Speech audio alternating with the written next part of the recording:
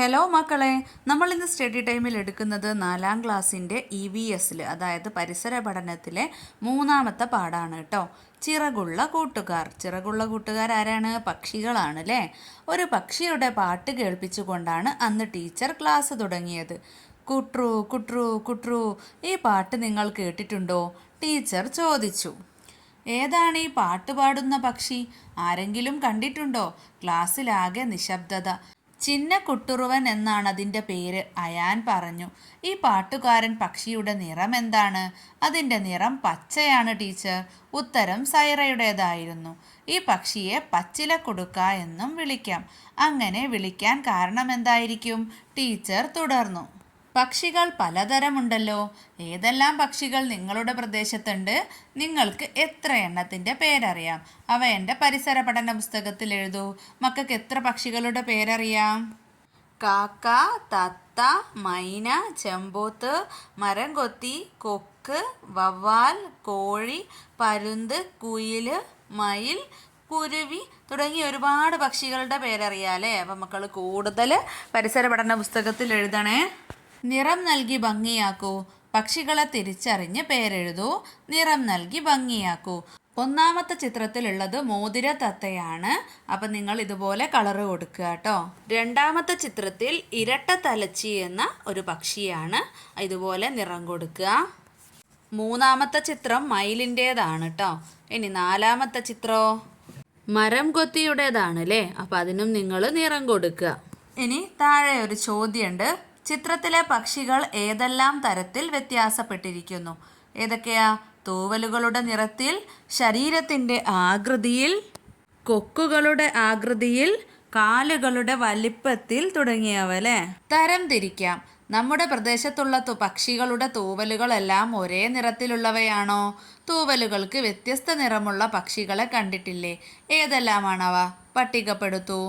ശരീരത്തിൽ ഒരേ നിറത്തിലുള്ള തൂവലുകളുള്ളവയാണ് കാക്ക, തത്ത, വെള്ളരിപ്രാവ്, കുയിൽ, കൊക്ക് തുടങ്ങിയവ. എന്നാൽ ശരീരത്തിൽ പല നിറങ്ങളിലുള്ള തൂവലുകളുള്ളവയാണ് മയിൽ, പൊന്മാൻ, മൈന, മരംകൊത്തി തുടങ്ങിയവ.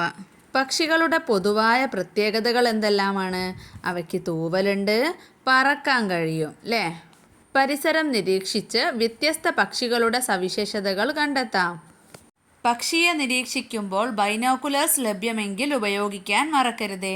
എന്തെല്ലാം കാര്യങ്ങൾ നിരീക്ഷിക്കണം?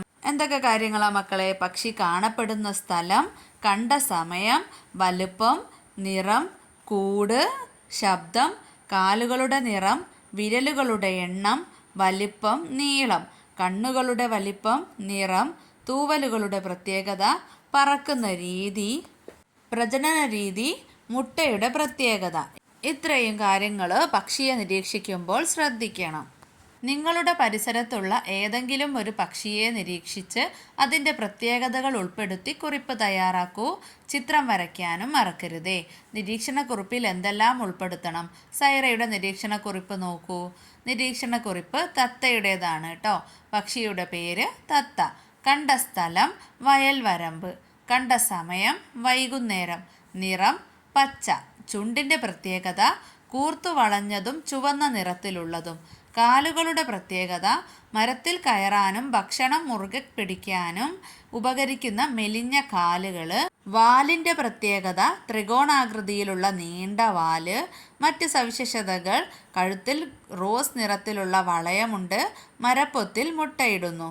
ഞാനിവിടെ കാക്കയുടെ നിരീക്ഷണക്കുറിപ്പ് എഴുതിയിട്ടുണ്ട്. പക്ഷിയുടെ പേര് കാക്ക. കണ്ട സ്ഥലം വീട്ടുമുറ്റം. കണ്ട സമയം രാവിലെ. നിറം കറുപ്പ്. ചുണ്ടിൻ്റെ പ്രത്യേകത കൂർത്ത ബലമുള്ള കൊക്കുകൾ. കാലുകളുടെ പ്രത്യേകത സുഖമായി നടക്കാനും മരക്കൊമ്പിൽ അള്ളിപ്പിടിച്ച് ഇരിക്കാനുമുള്ള കാലുകൾ. വാലിൻ്റെ പ്രത്യേകത നീണ്ട വാലുകൾ. മറ്റു സവിശേഷതകൾ: ഇഷ്ടപ്പെട്ടത് എന്തും കഴിക്കും. ചുള്ളിക്കമ്പുകൾ ഉപയോഗിച്ച് വലിയ കൂടുകൾ ഉണ്ടാക്കുന്നു. നിങ്ങൾ കാക്കയുടെ ഒരു ചിത്രം കൂടി ഉൾപ്പെടുത്തുക കേട്ടോ. അടുത്തത് പൂർത്തിയാക്കാം. ഏറ്റവും വലിയ പക്ഷി ഒട്ടകപ്പക്ഷിയാണ് അല്ലേ. പിറകോട്ട് പറക്കുന്ന പക്ഷി ഏതാണ്? Humming bird. ഏറ്റവും ഉയരത്തിൽ പറക്കുന്ന പക്ഷിയാണ് കഴുകൻ. പറക്കാത്ത പക്ഷികൾ ഏതൊക്കെയാ? ഒട്ടകപ്പക്ഷി, എമു, പെൻഗ്വിൻ, കിവി, കാസവരി. പിന്നെ ഏറ്റവും ചെറിയ പക്ഷിയാണ് ഹമ്മിങ് ബേർഡ് അല്ലേ. ആഹാരം പലവിധം. ഇവിടെ 3 പക്ഷികളുടെ ചിത്രം തന്നിട്ടുണ്ട്. പൊന്മാൻ എന്താ പറയുന്നത്? എനിക്കും കിട്ടി മുഴുത്ത മീനുകൾ.